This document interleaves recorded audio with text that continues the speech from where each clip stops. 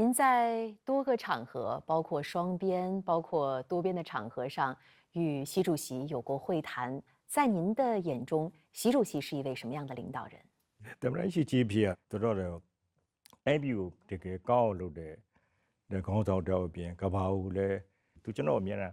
ပြောပါတယ်တည်ငြိမ်အေးချမ်းရေးတဲ့နဲ့ပြီးလုံခြုံရေးပေါ့တဖွံ့ဖြိုးတိုးတက်ရေးဆိုတော့သူဒီဟာလေးသူကျွန်တော်နဲ့တွေ့ဆုံတဲ့အချိန်တန်းမှာညီပါတော့သူအမြင်နဲ့ထည့်ပြောတာတွေ့တတိပြုမိတော့နောက်ကျွန်တော်ကအချိန်ပေါင်းများစွာကျွန်တော်ဒီတရုတ်နိုင်ငံရောက်ခဲ့တော့အဲ့မှာတရုတ်နိုင်ငံပြောင်းလဲမှုတွေအများကြီးကျွန်တော်တတိပြုမိတယ်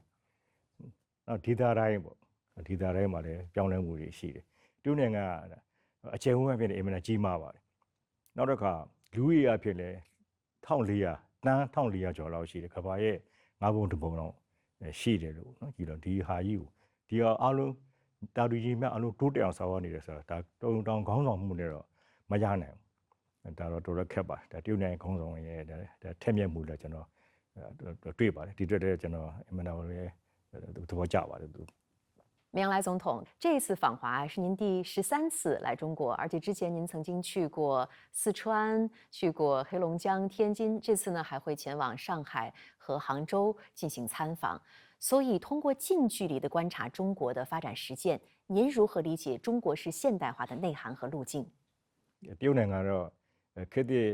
ရုတ်နိုင်ငံကတော့တိုးတက်မှုရှိတာတော့အမှန်ပဲညင်းလို့မရဘူး။တော့တိုးတက်မှုတွေအင်မတန်မြန်တယ် speaker တအားမြန်တယ်။ကျွန်တော်တို့ကနည်းပညာတစ်ခု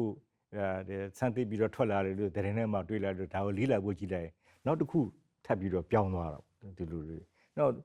တရုတ်လူငယ်တွေစူးစမ်းအထောက်မှုတွေကျွန်တော်တွေ့တယ်ကျွန်တော်ကြည့်လိုက်လို့ရှိရင်တရုတ်လူငယ်တွေကအာရုံမန်တန်နဲ့အကုန်လှုပ်ရှားနေကြလောက်ကင်နေကြကျွန်တော်တွေ့တာတရုတ်နိုင်ငံတိုးတက်မှုရဲ့အခြေခံဒီလူချင်းကန်ချင်းတဲ့စိတ်နဲ့စူးစမ်းခြင်းတဲ့စိတ်တွေဒီလိုလုပ်ကြဒါကြောင့်နေရာထဲမှာတိုးတက်မှုတွေတွေ့တယ်ကျွန်တော်ရောက်တဲ့နေရာခင်ဗျားခုနပြောတဲ့နေရာတွေမှာကကျွန်တော်တော်များများရောက်ပါတယ်ပြည်နယ်တော်များများရောက်ဖူးပါတယ်အားလုံးနှီးပါးတော့ကတော့တိုးတက်မှုရှိတယ်ဆိုလို့ပဲနောက်တစ်ခုကလည်း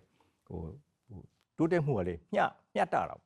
အရန်ကွာဟပြီးတော့ရှိတာတော့မဟုတ်ဘယ်မျိုးတဲ့ပြည်ကင်းမှာရှိတဲ့အခြေအနေနဲ့ရှန်ဟန်မှာရှိတဲ့အခြေအနေနဲ့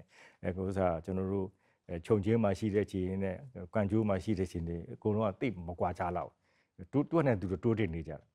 ဒါကြောင့်ပြောတယ်ဒါကြောင့်မျှတမှုရှိတယ်ဆိုတာလေးတွေကျွန်တော်တွေ့ပါဒါတရုတ်နိုင်ငံခေတ်တရုတ်နိုင်ငံရဲ့တိုးတက်မှုကတော့ကျွန်တော်တို့အတူယူတော့ကောင်းတဲ့နိုင်ငံတစ်ခုဖြစ်တယ်လို့ကျွန်တော်မြင်ပါတယ်